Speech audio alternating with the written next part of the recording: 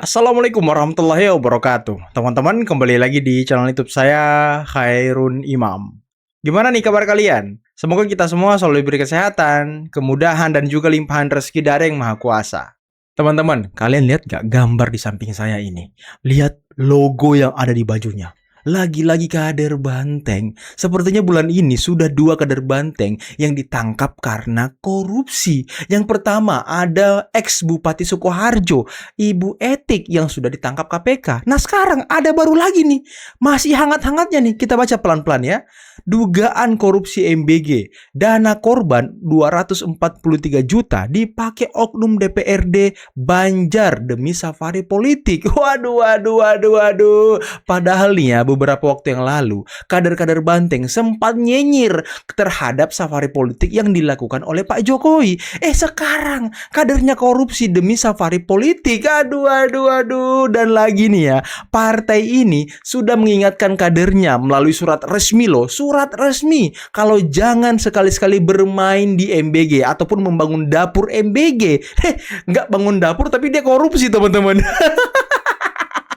Nah selain itu saya juga punya tayangan di mana Ahmad Khosinudin lagi-lagi tampil apik dengan mengatakan bahwa Roy Suryo itu penipu. Loh. Benarkah demikian? Nanti kita simak videonya. Karena selain itu saya juga punya tayangan di mana oknum pejabat SS diduga mengintervensi kasus Jampitsus. Nah yang menjadi pertanyaan kemudian, apakah dia juga mengintervensi kasus ijazah? Nah sebelum kita mulai jangan lupa like, subscribe, dan share. Dan tanpa perlu berlama-lama lagi, mari kita mulai videonya berikut ini. Ada yang mengatakan bahwa Mas Khojin menyandera leher orang untuk perjuangan ini. Apa yang akan Mas Khojin lakukan? Saya begini, kalau menyandera itu kita tidak menginginkan orang itu berjuang sejak awal. Oke. Kan mereka sejak awal berjuang ke Jogja, ke Solo. Kalau sejak awal nggak berani berjuang, ya sudah nggak usah ke Jogja, nggak usah ke Solo, nggak usah bilang ijazah itu palsu, nggak usah bikin penelitian itu palsu. Kita ini mengawal agar orang yang berjuang itu konsisten sampai final, sampai garis finish. Dan juga tidak menipu atau mengkhianati orang yang memang menginginkan ke jalur sampai finish. Wow. Coba kalau orang tahu skenario-nya hanya selesai di sini. Orang ogah membersamai. Saya pun ogah dari sejak awal. Kalau memang niatnya cuma mau selamat sendiri, kira-kira misalnya demikian. Sekarang begini, logikanya sederhana. Balik lagi. Kalau orang ini jujur ya, mau menghendaki sekedar cari aman sendiri, sudah jelas sejak awal rakyat tidak akan mau membersamai. Loh, energinya besar loh rakyat mengikuti ini. Pembelahan sudah begitu rupa setiap daerah. Kalau saya ketemu orang, gimana ijazahnya di mana-mana? Ijazah ini sudah jadi pergunjingan. Harus dituntaskan. Nah, ketika ijazah ini tidak sampai pokok perkara dan ada putusan yang bersifat inkrah, ya akhirnya apa? Selamanya rakyat ini akhirnya kecewa karena apa? Ternyata ada peluang untuk sampai menuntaskan itu tidak diambil gitu. Ya memang sih ya. Kalau kita lihat jalan yang ditempuh dua orang ini, si Roy yang masih Tiva ini cuma pengen selamat sendiri. Si Tiva melalui eksepsinya tapi sudah ditolak oleh jaksa. Si Roy Suryo melalui pra peradilannya yang nggak tahu sampai kapan. Karena ya sepertinya Roy Suryo akan terus-menerus melakukan pra peradilan dan dia tidak mau masuk ke dalam persidangan pokok perkara, teman-teman. Dia takut karena ya dia tidak punya bukti mungkin ya. Mungkin tadi ya si Khosinudin udah ngomong ya penipu dan pengecut gitu ya kan. Jadi tidak pantas dibela. Dan Khosinudin juga tadi sudah menegaskan bahwa terjadi pembelahan. Nah ini penting nih. Memang ada terjadi pembelahan. Nah ini Roy Suryo bisa berat lagi kasusnya nih. Karena Khosinudin sendiri mengakui ada pembelahan di tengah masyarakat. Nah. Sejak awal ingin membongkar ini sendiri. Tapi malamnya sesudah siangnya Febri Ardiansyah itu menyatakan tidak akan mundur kan. Saya akan Febri Diansyah ya. Bukan. Kawan kita. Febri Ardiansyah. Itu malamnya kan ada pertemuan di satu tempat, di mana intinya ada yang menekan agar ini serahkan ke Kejaksaan Agung agar akan diselesaikan secara internal. Pertemuan antara para politisi atau pertemuan Pejabat. Pejabat. Pejabat. Itu dimuat di majalah Tempo yang terbit kemarin. Itu ada. Di malam itu seorang pejabat tinggi bernama SS meminta kepada Presiden agar diserahkan ke Kejaksaan Agung. Itu ada di majalah Tempo ya, bukan gosip itu ya. Waktu kita ketemu ini bukan gosip. Karena itu ada di media resmi. Ada media resmi majalah Tempo. Memang dia yang minta kepada Presiden. Maksudnya apa? gitu kan? Ya. Ya itu. Lalu kita curiga mungkin terjadi 3 hal dari situ. Satu, Febri Ardiansyah itu bisa melakukan tuntutan berdasar putusan Mahkamah Konstitusi yang tidak pernah dicabut. Tidak sah dana perawan sebagai terbasarkan. Saya bebas. Yang kedua, bisa saja ini nanti diambangkan, dilama-lamakan di KPK. Lalu seperti ada beberapa kasus lain yang rebut-rebut ini tidak ditanggapi, dibiarkan lama-lama di deponeering. Hilang kasusnya. Padahal ini kasus besar. Ini gempa bumi menurut saya. Atau diciptakan kasus baru, atau ada kasus baru yang lebih ramai lagi. Iya, yang lebih ramai lagi. Sehingga menjadi pengalian isu. Itu yang kita khawatirkan. Nah, ini clue yang penting teman-teman. Pejabat tinggi SS diduga melakukan intervensi terhadap kasus Febri Ardiansyah. Nah, kalau kasus sebesar Febri Ardiansyah aja bisa diintervensi oleh SS, apakah mungkin kasus ijazah Pak Jokowi juga ada intervensi dari orang tersebut? Nah, ini kan menarik untuk kita kulik-kulik, untuk kita tarik-tarik benang merahnya teman-teman. Karena ya SS ini kan ya saya nggak tahu ya ini SS sebenarnya siapa gitu. SS sebenarnya siapa gitu. Karena ini agak-agak sensitif teman-teman.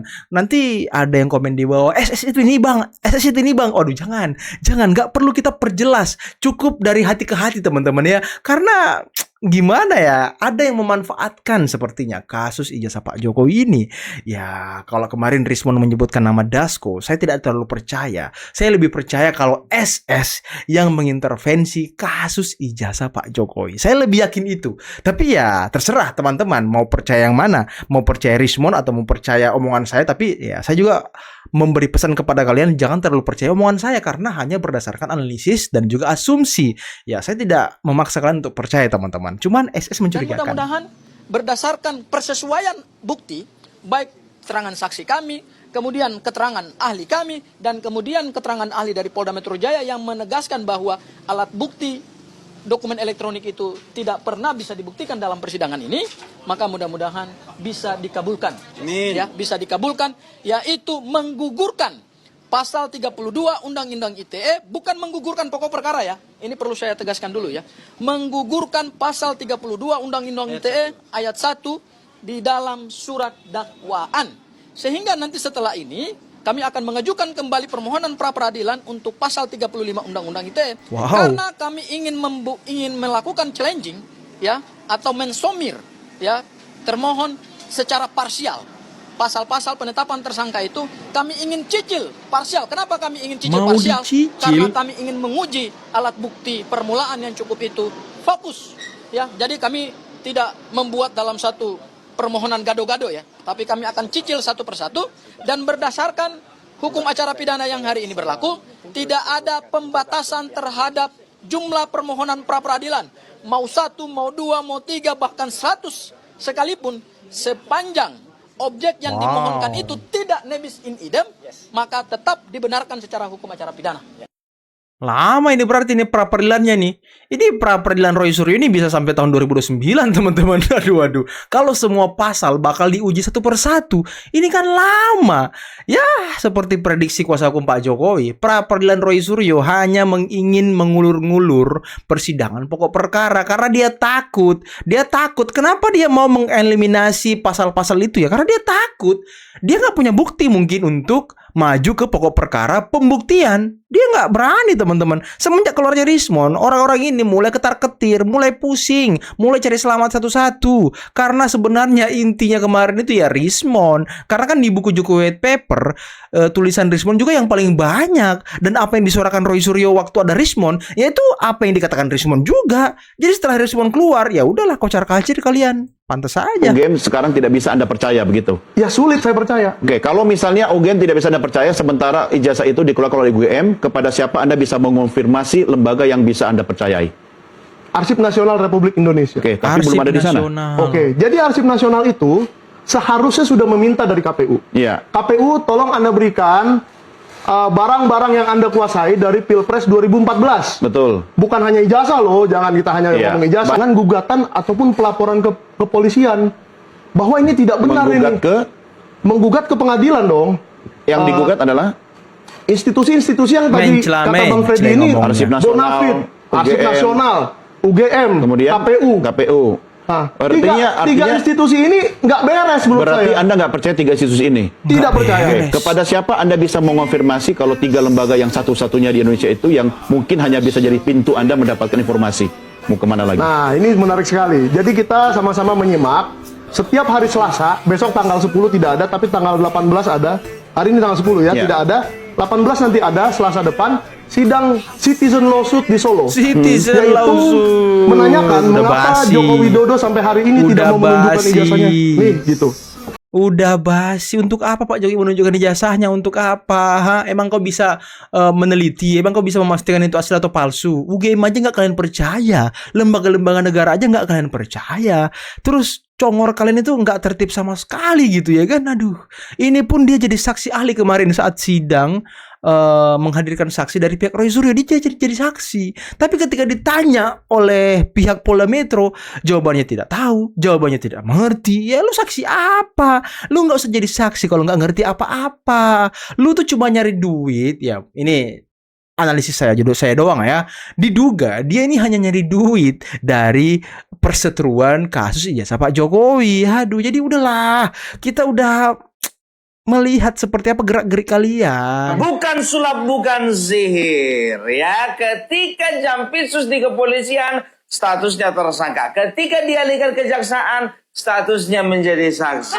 Waduh. Bisa gitu ya? Bayangkan kalian nggak nyampe seminggu, berubah status menjadi saksi. Dari tersangka jadi saksi. Baru tahu kalau pesulap merah juga kerja di kejaksaan. Pesulap Berapa merah lama ya kan? pesulap merah kerja di kejaksaan, Pak? Iya. Udah berapa lama? Masih baru?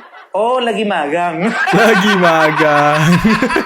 Bayangkan kalian, sedangkan masih magang aja udah sakti ilmunya. Udah sakti. Apalagi kalau sudah berpengalaman, Bah. Apalagi kalau udah keluar SK, Bah. Tapi nggak heran kita biar tahu kalian. Kemarin Roy Suryo begitu juga. Ketika di Polda Metro Jaya ditahan. Iya. Begitu nyampe di kejaksaan dibebaskan. Betul. Ditangguhkan penahanannya. Iya. Apakah ada campur tangan SS? Inilah sulap di negeri kita yang sesungguhnya. Sulap bukan sihir, ya. Tapi setelah informasi itu viral, kemarin kan heboh tuh, katanya status Febri Ardiansyah turun jadi saksi, bukan tersangka lagi. Cuman beberapa jam kemudian diralat, ternyata masih tersangka. Aduh. Emang sulit. Sekarang tuh sulit ngatur-ngatur kasus, sulit. Jadi jangan coba-coba, apalagi kasus sebesar Febri Ardiansyah ini, jangan coba-coba intervensi. Agak ngeri-ngeri. Netizen kita sekarang udah cerdas-cerdas semua, Pak. Cerdas-cerdas semua. Jangan lagi di koyo-koyo, jangan lagi di apa-apakan gitu ya kan. Jangan. Betapa enggannya, betapa tidak maunya jaksa penuntut umum menyerahkan berita acara BAP dari ahli Siapa yang lu? sebanyak 26 orang ahli Nanti aja. yang dihadirkan oleh Polda Metro Jaya. Nanti aja sebelum pemeriksaan 26 ahli ahli. itu resumenya ada. Tetapi di BAP mereka tidak ada. Ini sudah sidang ketiga. Karena seharusnya sebelum sidang berjalan, pada sidang pertama, itu BAP sudah diserahkan kepada kami. Lengkap. Selengkap BAP yang diterima oleh hakim. Tapi kami sudah meminta 3 kali. Melalui surat juga kami minta. Melalui sidang juga kami minta. Sampai sidang yang ketiga ini, BAP yang kami terima itu belum lengkap juga. Dan itu jantungnya. Itu yang paling penting. Yaitu ahli dari Polda Metro Jaya dan 4 orang ahli digital forensik. BAP-nya tidak kami terima. Ya. Biar BAP ini, lab biar forensik surprise. itu tidak kami terima sampai dengan hari ini. Ya. Biar itu yang surprise, paling Tiva. penting di dalam sidang ini. Biar surprise, biar nanti pas sidang kau kaget. Rupanya ada itu. Wah, rupanya itu. Wah, itu ada efek kejut nanti, ada efek kejut saat sidang tiba. Itu yang kita inginkan. Jadi ya udahlah, nanti kan tadi jaksa sudah mengatakan nanti diberikan sebelum pemeriksaan ahli, diberikan lengkap kepada kalian 2 hari sebelumnya atau 3 hari sebelumnya. Gitu. Jadi jangan buru-buru minta, jangan. Kita mau lihat efek kejut dari kalian ya kan. Sekarang itu Pak Jokowi bukan presiden lagi. Tapi ketika datang ke Lampung, dia masih disambut dengan begitu hangat, begitu meriah, begitu antusias. 1 jam sebelum Pak Jokowi hadir itu 10 ribuan orang tuh nunggu Pak Jokowi. Ada seorang ibu-ibu yang bikin status, alhamdulillah nggak nyangka dalam hidup saya bisa 2 kali ketemu dan foto selfie dengan Pak Jokowi. Nah ini buat orang biasa, ini adalah sesuatu pengalaman yang luar biasa, yang tidak pernah mereka rasakan dengan presiden-presiden sebelumnya. Ada seorang presiden yang sering datang dan mengubah hidup mereka. Ini real, pernyataan apa yang dialami oleh orang bawah ini, Bel. Jadi kayak misalnya contoh di Lampung ya, ini contoh yang menurut saya salah satu yang memperlihatkan kenapa Pak Jokowi itu disukai dan dicintai oleh orang. Pak Jokowi itu membangun jalan tol dari Bakahuni sampai perbatasan Sumatera Selatan, Semanggi Besar dan perbatasan Sumatera Selatan. Yang tadinya orang harus melewati atau perjalanannya biasa ditempuh sampai 12 sampai 18 jam, itu menjadi 3 jam. Ini mengubah hidup banyak orang. Ekonomi bergerak di atas jalan tol. Barang-barang yang tadinya sulit dikirim, yang mungkin busuk di tengah jalan, buah-buahan karena transportasi yang sulit, itu menjadi lebih gampang. Orang mau ketemu saudara, mau kemana, itu lebih gampang buat masyarakat biasa.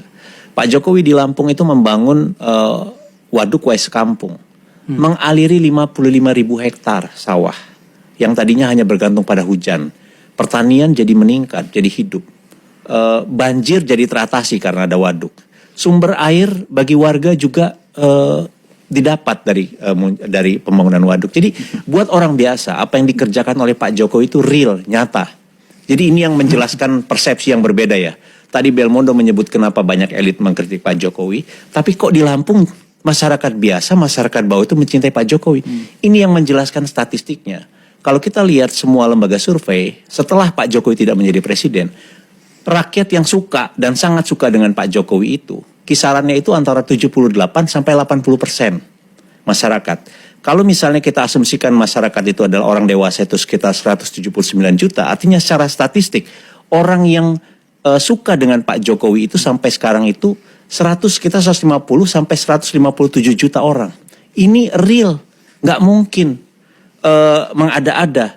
Kenapa mereka punya pandangan atau persepsi yang demikian positif terhadap Pak Jokowi? Karena buat mereka Pak Jokowi itu merupakan atau mereka melihat Pak Jokowi itu sebagai satu pengalaman politik, pengalaman yang real, yang nyata, yang mengubah hidup mereka. Itu tadi ada membangun infrastruktur, mengubah hidup mereka. Tadinya mereka tidak bisa sekolah jadi bisa sekolah dan lain sebagainya. Buat orang biasa, kalau mereka bangun pagi itu, yang mereka pikirkan itu bukan apakah kondisi demokrasi membaik atau menurun, apakah oligarki ini semakin semakin menguasai dan sebagainya. Enggak, buat mereka simple. Dalam pandangan orang biasa, saya bisa sekolah apa enggak anak saya? Kalau saya sakit bisa masuk rumah sakit apa enggak?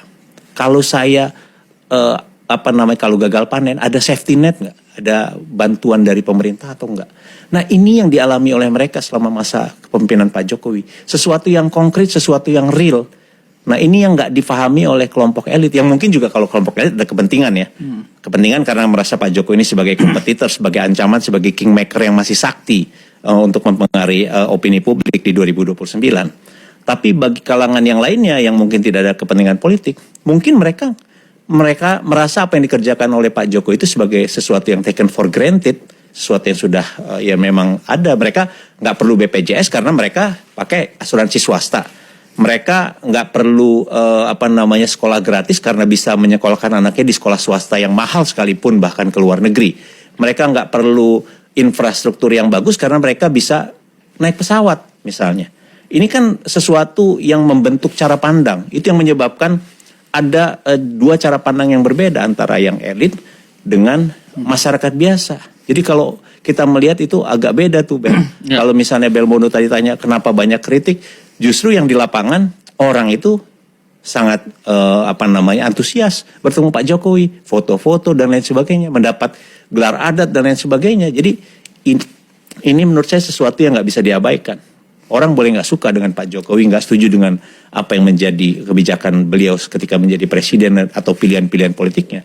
Tapi kita tidak bisa mengabaikan pandangan 157 juta rakyat Indonesia yang merasakan betul manfaat kepemimpinan Pak Jokowi. Nggak bisa. Oke teman-teman, itulah tadi beberapa video yang bisa kita simak, yang bisa kita saksikan pada kesempatan kali ini. Dan gimana menurut kalian tentang ucapan Husainuddin yang sangat keras mengatakan, ya mereka ini penipu, pengecut. Kalau memang tidak mau berjuang dari awal, ngomong biar kita tidak membersamai mereka, biar rakyat tidak membersamai kalian. Iya. Kayaknya sakit hati Udin ini sangat dalam teman-teman, sangat dalam. Tapi gimana menurut kalian tentang Kader Banteng yang bulan ini sudah 2 orang yang ditangkap jadi tersangka karena kasus korupsi teman-teman. Aduh, luar biasa. Yang kemarin perempuan bupati, sekarang oknum anggota DPRD. Waduh, nipu orang lagi. Itu nipu orang kan, karena menjanjikan investasi pembangunan dapur MBG. Aduh, gimana ini? Cobalah, mana tuh si merah-merah tuh, urus dulu kader-kader kalian nih. Nanti kedepannya makin banyak yang ditangkap nih, malu-maluin. Jangan sampai 2029 makin rungkat, hati-hati. Dan tadi Roy Suryo, aduh, mau mengajukan pra peradilan terus. Kapan masuk pokok perkaranya? Emang mereka ini takut teman-teman ya. Mereka nggak menyali lagi rupanya. Mereka tidak punya nggak punya darah lagi untuk melawan Pak Jokowi. Omongannya doang yang gede. Kalau konferensi pers, wah sok berani, sok pahlawan, tapi takut pembuktian di pengadilan. Aduh, kenapa ini? Cemen kah kalian? Segitu doang kah mental yang katanya peneliti ini? Iya. Segitu doang kah apa yang kalian perjuangkan selama ini? Dengar tuh kata Husainuddin. Kalau berani dari awal, tuntaskan dong sampai akhir. Jangan mau selamat sendiri, jangan. Ini saya sekarang dukung Husainuddin. Sekarang kita dorong Husainuddin, bongkar Husainuddin. Ya ini sepertinya Husainuddin masih sedikit malu-malu ya kan. Cobalah bongkar dikit borok-boroknya kawan-kawan ini. Bongkar dikit siapa orang-orang besar di belakangnya Udin, bongkar. Dan mengenai SS, waduh. Apakah SS mengintervensi kasus ijazah Pak Jokowi? Dia yang mengatur, karena kan katanya SS ini pejabat tinggi teman-teman. Aduh, udahlah, mungkin cukup sekian video kali ini. Jangan lupa like, subscribe, dan share videonya. Akhir kata, billahi taufiq wal hidayah. Assalamualaikum warahmatullahi wabarakatuh. Bye-bye.